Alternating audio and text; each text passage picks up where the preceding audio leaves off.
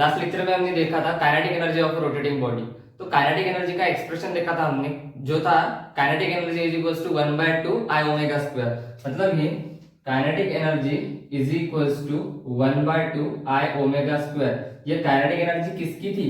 तो ये थी for rotating body, for rotating body. और हमारे पास पहले भी एक काइनेटिक एनर्जी है जो कि kinetic energy is equals to 1/2 mv square. तो ये लीनियर मोशन के लिए है, ये लीनियर मोशन के लिए है।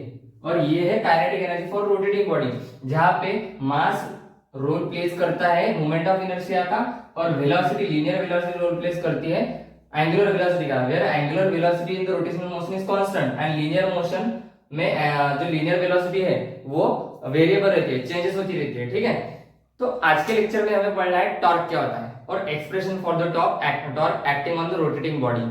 तो टॉर्क का एक्सप्रेशन पढ़ने से पहले टॉर्क का सिंपल कांसेप्ट क्या होता है वो पहले देखते हैं। टॉर्क क्या होता है? तो टॉर्क ये मोमेंट ऑफ अ फोर्स होता है ना, मोमेंट है भाई, मोमेंट है भाई का जलवा है, आज मोमेंट है। तो मोमेंट मतलब क्या? फॉर एग्जांपल कंसीडर करता हूं मैं एक यहां पे एक बॉक्स ले लेता हूं और ये बॉक्स के ऊपर एक फोर्स अप्लाई करता हूं। फॉर एग्जांपल मैंने लिया है बॉक्स और इस बॉक्स के ऊपर मैंने यहाँ पे एक फोर्स लगाया, दैट इज फोर्स F। ये अगर फोर्स मैंने यहाँ लगाया, यहां से नहीं लगाता, मैं यहां से लगाता, मतलब ऐसे ऐसे एक्सिस के अलॉन्ग लगाता। तो अगर मैंने फोर्स यहां से ऐसा अप्लाई किया, ऐसे इस बॉक्स को अगर मैंने फोर्स अप्लाई किया तो बॉडी कहां पे जाएगी? मूव होगी, किसी डिस्टेंस पे जाएगी, 5 मीटर 10 मीटर कुछ डिस्टेंस पे जाएगी लीनियर मोशन में। ओके, लेकिन कंसीडर करता हूं मैं, अगर मैंने ये बॉक्स इस रॉड से एक रोप की मदद से अटैच कर दिया, ये बॉक्स मैंने एक रोप की मदद से यहाँ पे रॉड से अटैच कर दिया और अभी मैंने फोर्स लगाया, तो क्या होगा? अभी फोर्स लगाया तो वो बॉक्स है ना ऐसे रोटेट करता हुआ जाएगा। देखो कंसीडर करो ये टॉप है, इस टिप को मैंने फोर्स अप्लाई किया लीनियर मोशन में, अगर फोर्स अप्लाई किया तो ये टिप आगे जाएगा। अगर मैंने ये टिप एक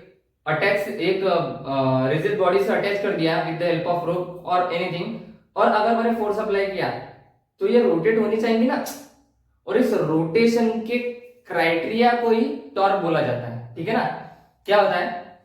जब भी कोई पार्टिकल कोई मोशन कर रहा होता है, अगर उस पे फोर्स लगा होता है, ये फोर्स मैंने इस तरह से लगाया इस डायरेक्शन में, और यहाँ पे भी एक फोर्स लग रहा है दूसरा जो कि है tension in string, tension in string. तो जब भी कोई बॉडी पर दो फोर्स लग रहे होते हैं तब वो बॉडी का कहलाई जाती है टॉर्क में, मतलब कि उसके ऊपर टॉर्क अप्लाई हो रहा है, मतलब ही वो बॉडी रोटेशनल मोशन कर रही होती है। तो टॉर्क का सीधा सीधा हमारे पास एक फार्मूला निकला है, tau is equals to, torque को टाउ से डिनोट करते हैं, tau is equals to, torque is equals to R into F, और इसका जो वेक्टर फॉर्म है वो भी R क्रॉस F है। ठीक है, तो टॉर्क का हमारे पास फार्मूला क्या है? R into F, that is R cross F। तो टॉर्क का simple formula R into F, और ये F परपेंडिकुलर होता है। परपेंडिकुलर कैसे? तो आपकी बुक में, 12 बोर्ड की बुक में एक स्क्रू की डायग्राम दी हुई है। ठीक है, तो कंसीडर करता हूं मैं यहाँ पे एक ऐसा स्क्रू है,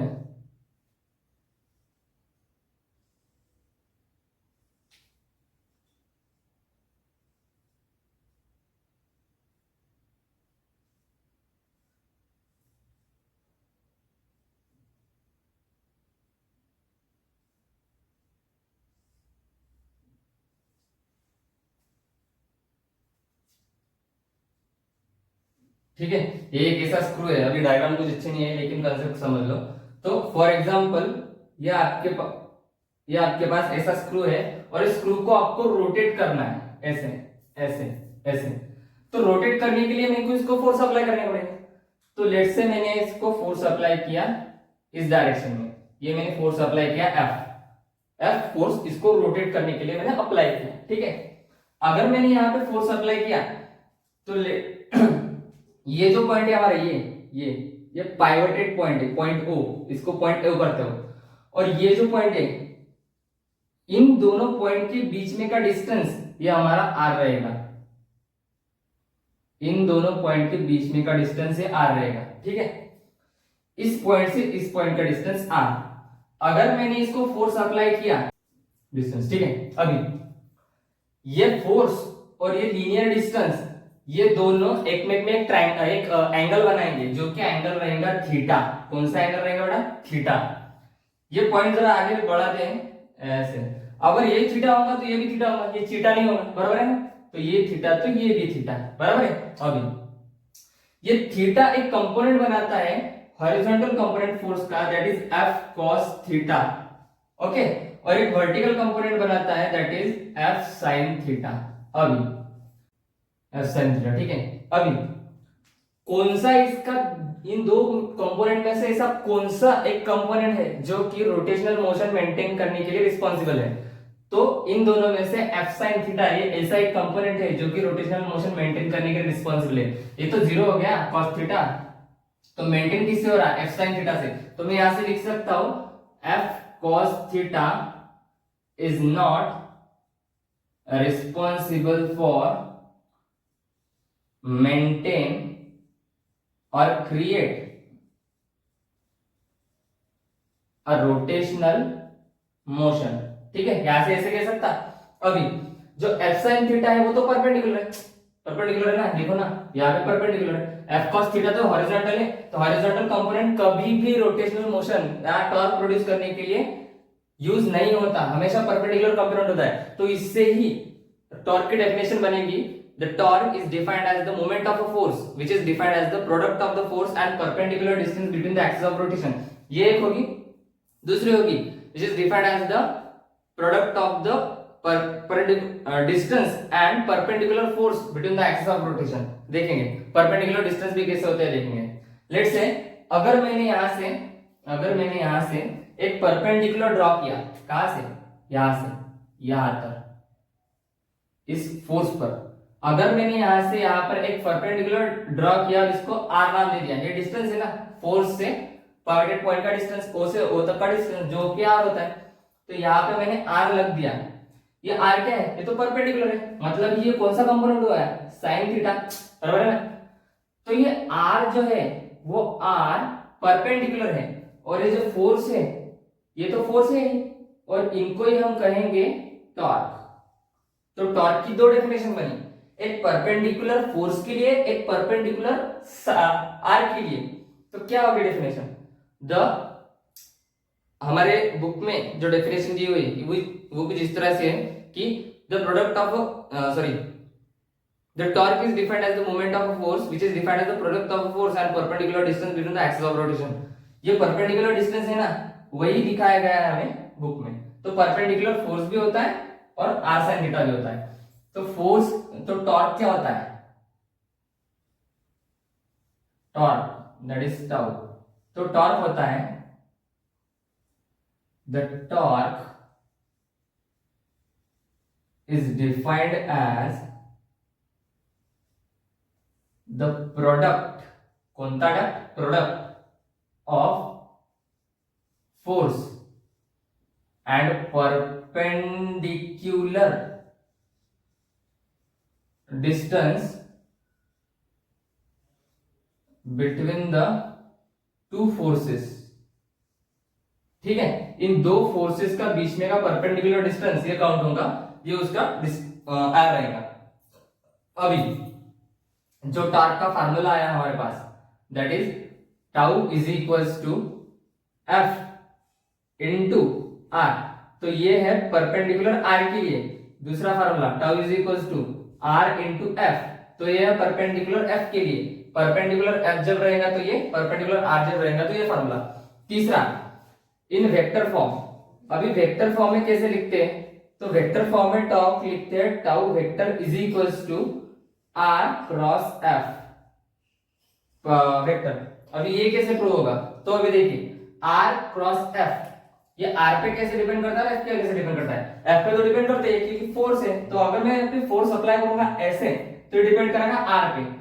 लेट्स से कंसीडर यहाँ पे एक डोर है, और ये डोर मेरे को, अगर मैंने यहाँ इस डोर पे यहाँ, ये इसकी कड़ी है, ठीक है, अगर मैंने इस डोर पे यहाँ पे फोर्स लगाया तो ये डोर आगे तो जाएगा, प्रॉपरली जाएगा। इस पॉइंट पे अगर मैंने फोर्स अप्लाई किया तो ये आगे तो जाएगा, लेकिन उसको ज्यादा मेहनत लगेगी। और इस जगह पर अगर मैंने अप्लाई किया तो ये आगे नहीं जाएगा। मतलब ये रोटेशनल मोशन, ये टॉर्क प्रोड्यूस करना, ये किसके ऊपर डिपेंड है? ये आर के ऊपर भी डिपेंड है। From the axis of rotation to here the point at which the whole body mass is supposed to be concentrated, मतलब आर, ये उसके ऊपर डिपेंड है। इसीलिए हमने कहा है R cross F, R cross F, ठीक है ना, साइन का कंपोनेंट, आर साइन का कंपोनेंट। तो ये है एक्सप्लेनेशन अबाउट द टॉर्क। अभी हमें देखना है the expression for the torque acting on the rotating body. तो चलो देखते हैं expression for the torque acting on the rotating body.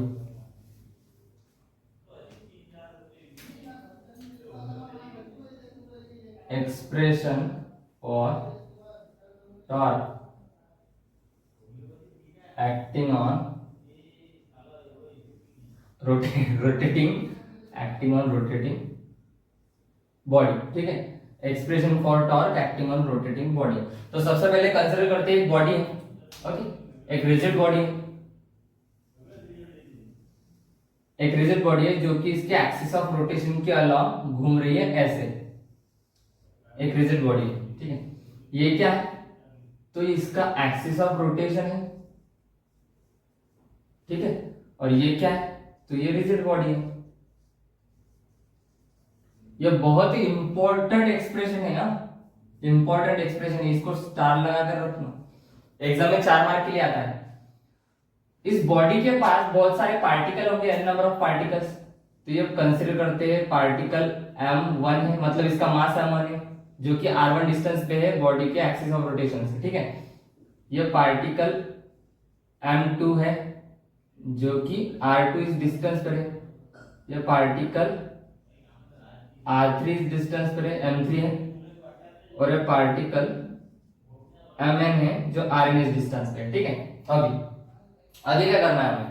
अभी consider, so consider a body और rigid body rotating about and its axis of rotation having nth number of particles, n number of particles, and having, और क्या होगा इस body के पास? तो इस body के पास होगा कांस्टेंट, कैसा turned? Constant angular acceleration, that is alpha.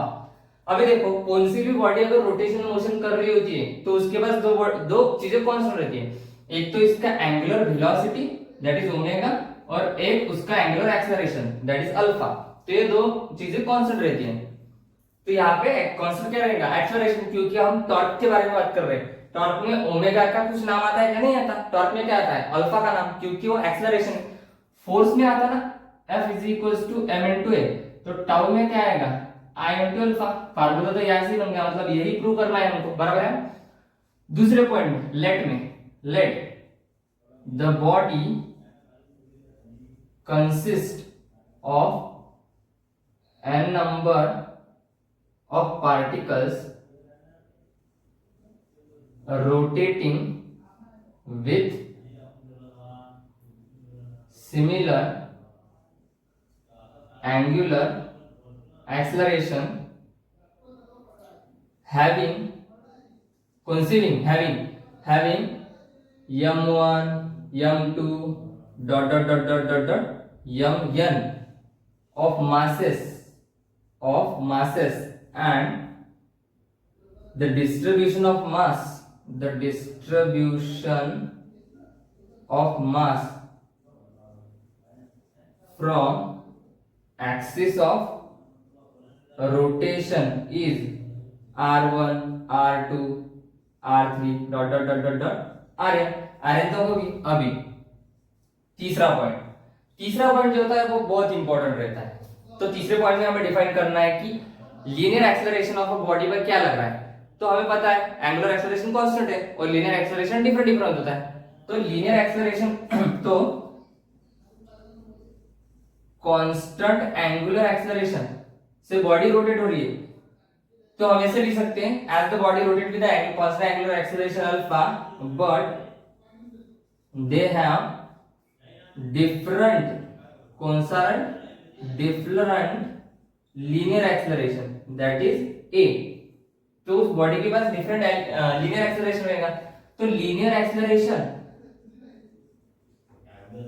Of first body, linear acceleration पहली बॉडी में क्या रहेगा, that is a1 is equals to r1 alpha.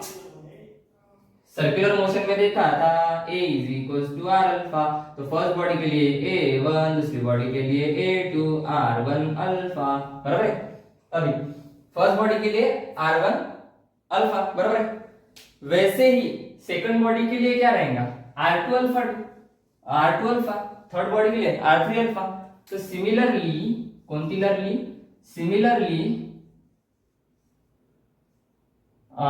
For second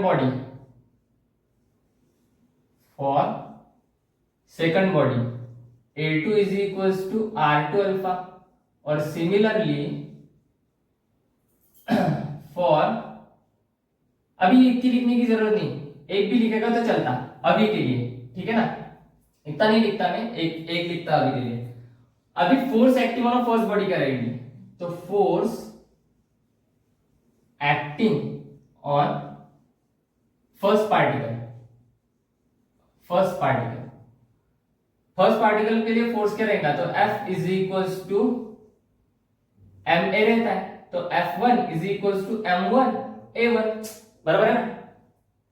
a1 मतलब कि एक्सेलरेशन इन फर्स्ट बॉडी, तो लीनियर है ना, इसलिए a1 अल्फा रहेगा क्या, नहीं रहेगा।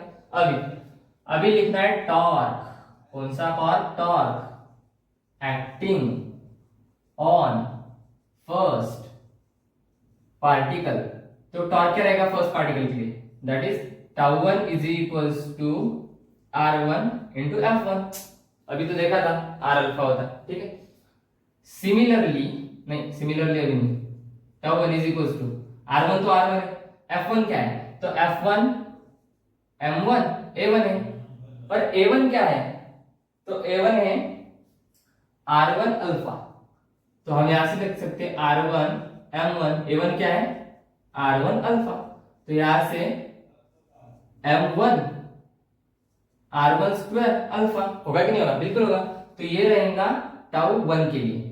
अभी सिमिलरली आएगा,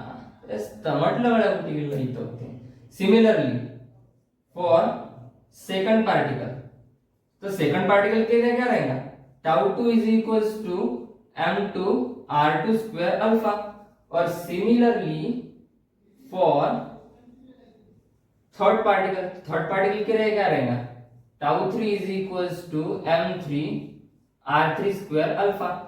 वैसे ही n पार्टिकल के लिए, तो अभी 3 नहीं लिखता, 3 की जगह n लिखता, तो n पार्टिकल के लिए कैसे रहेगा, mn rn स्क्वायर अल्फा, बराबर है।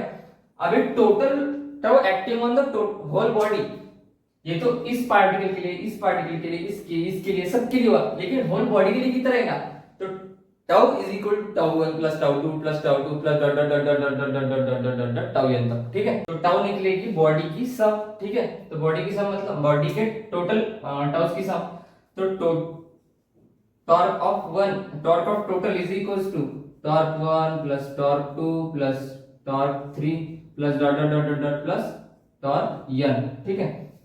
तो torque is equals to torque 1 क्या था अपना, तो टॉर्क 1 था m1 r1 square alpha plus torque 2 क्या था m2 r2 square alpha plus dot dot dot dot mn rn square alpha, बराबर है। अभी टॉर्क इज इक्वल्स टू, ये अल्फा अल्फा कॉमन दिख रहा है, बाहर ले लेते, तो बाहर लिया तो क्या होगा, m1 r1 square plus m2 r2 square plus dot dot dot plus mn rn square, बराबर है।